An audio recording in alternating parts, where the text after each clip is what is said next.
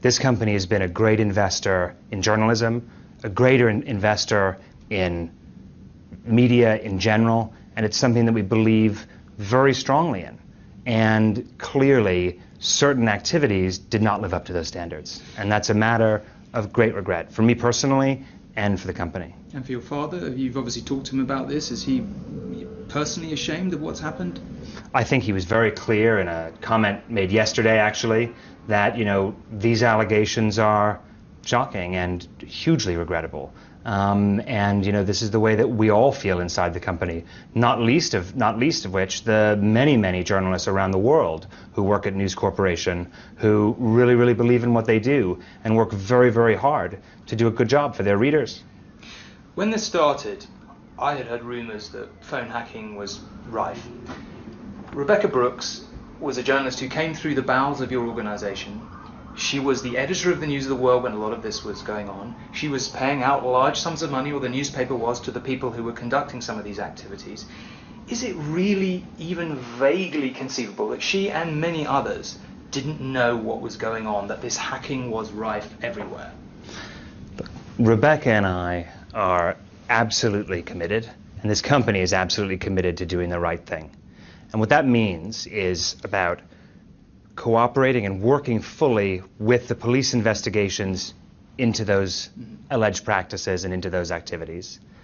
It's also about making sure that we're putting in place the processes, that we understand what happened, and we have processes in place and a process in place to actually make the thing not to make sure that these things don't happen again. I understand that, but my question was, is it really conceivable? You're asking people, you're looking people in the eye and saying, look, she and others in her position did not know. You were paying out enormous sums of money to these people, and what I'm saying is that really conceivable?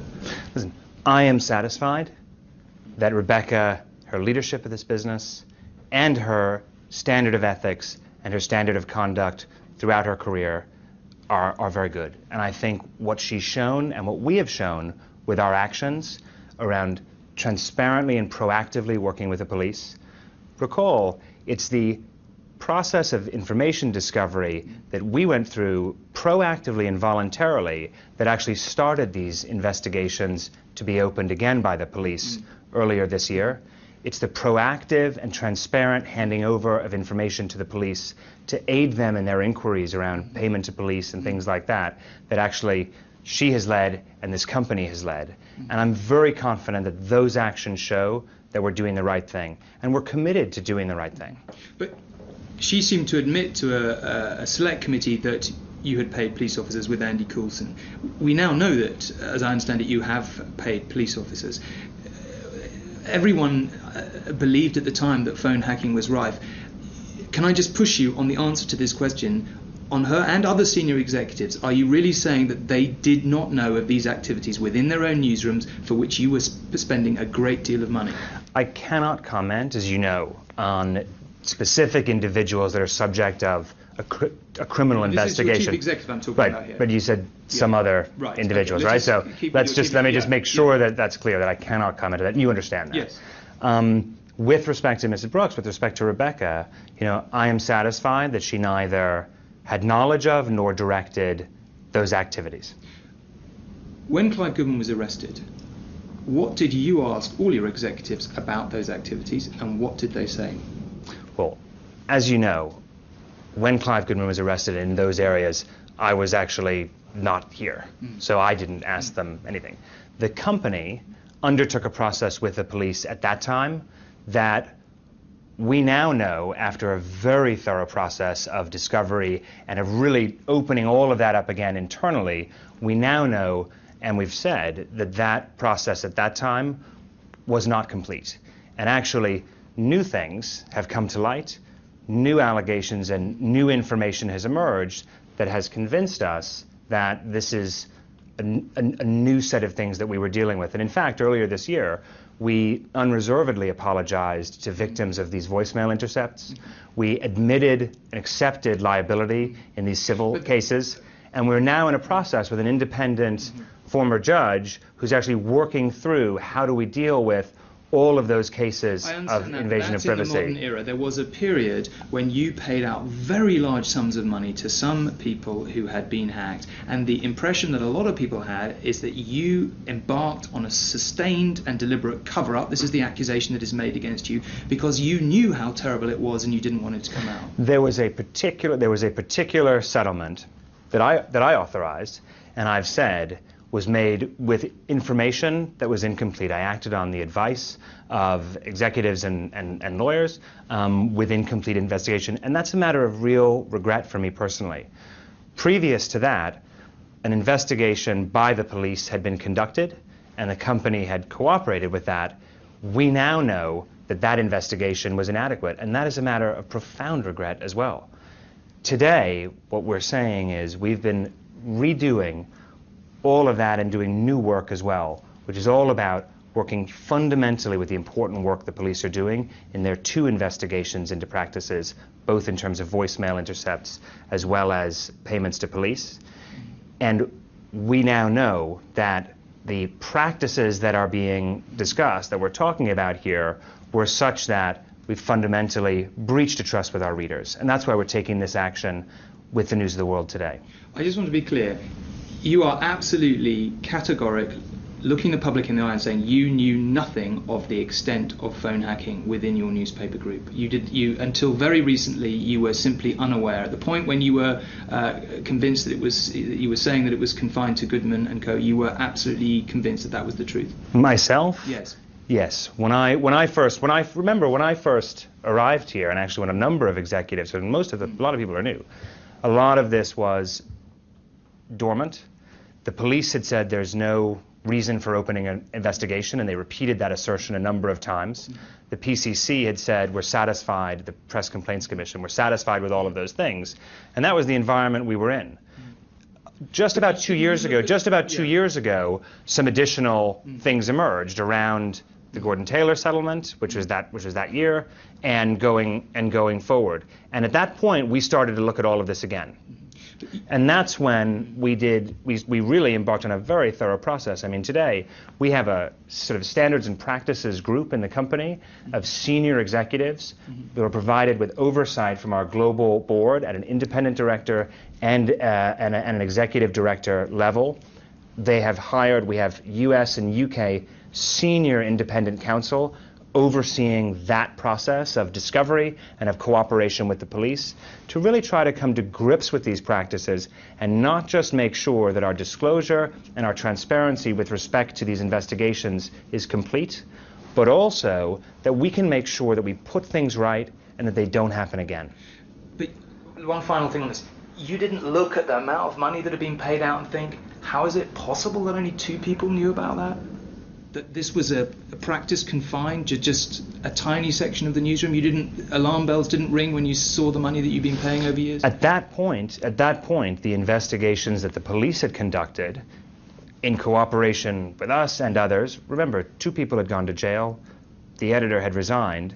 This was a matter that it was believed was a completed matter. And those are the assertions that independent third-party investigators, the police, actually and the PCC actually said as well. So until the new things emerged, that was really the catalyst for starting a whole new process that the company has been very thorough about. And I know it feels like it's taken a long time, but these are very serious matters that we take very, very seriously at a global level and at a personal level as well. So they do take time. There's criminal issues involved, there's the police involved, and there are real human beings involved as well that have allegations made against them that need to be proved or not proved, and so on and so forth.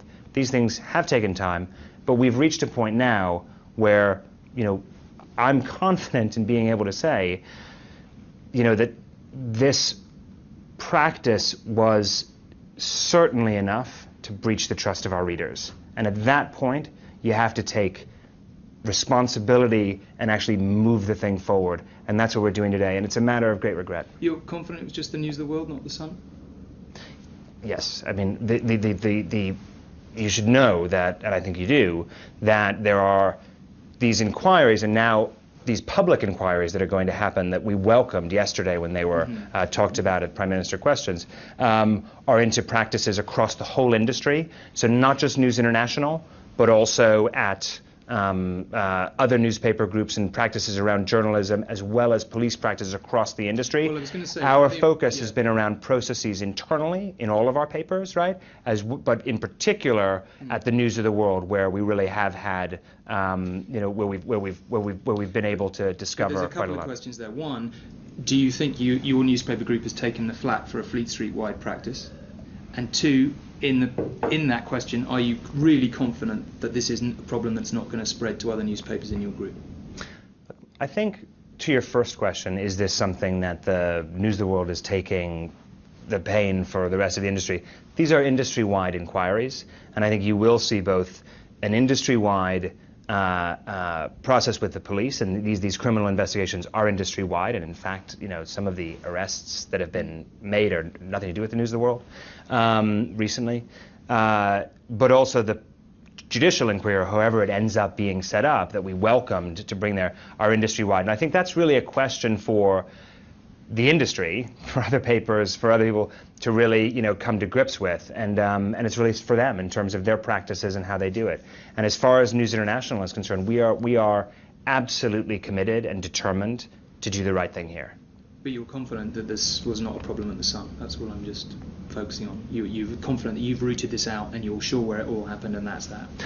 At this point, yes. I mean, we are very confident, and also, I can look at these newsrooms and how they operate today, and I'm very confident we are very focused on the highest standards of ethics, the highest standards of just kind of common sense and good behavior, and actually treating our people, the subjects, as well as our readers with respect. Last few things.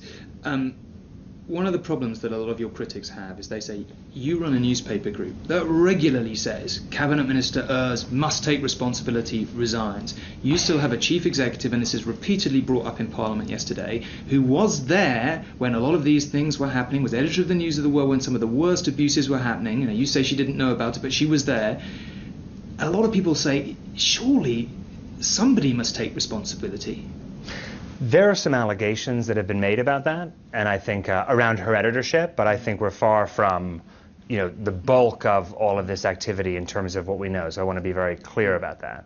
But also, I'm convinced that Rebekah Brooks's leadership of the company is the right thing. She's doing the right thing for the company. It's her leadership that has really gotten to grips with this whole period in the company's history.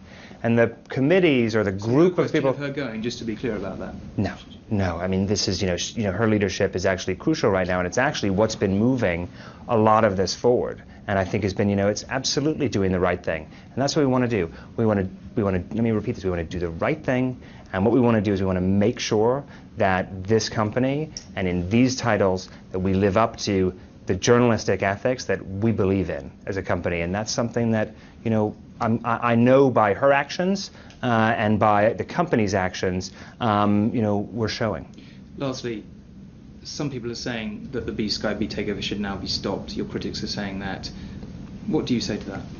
Well, I mean, there's a consultation that's currently underway, and it's to do with Sky News and with the spinning off of Sky News to address. But do you think it's inevitable that this will be delayed? To address the plurality issue that was identified by the independent regulator and the Office of Fair Trading. That consultation is going to close tomorrow, and I think it's really in the hands of the Secretary of State about how he deals with the submissions that he's received in that consultation and how they want to move forward. And that's the last time we had that, it does take time for them to deal with those things, but that timetable is in the Secretary of State's hands. James Murdoch, thank you very much. Thank you very much.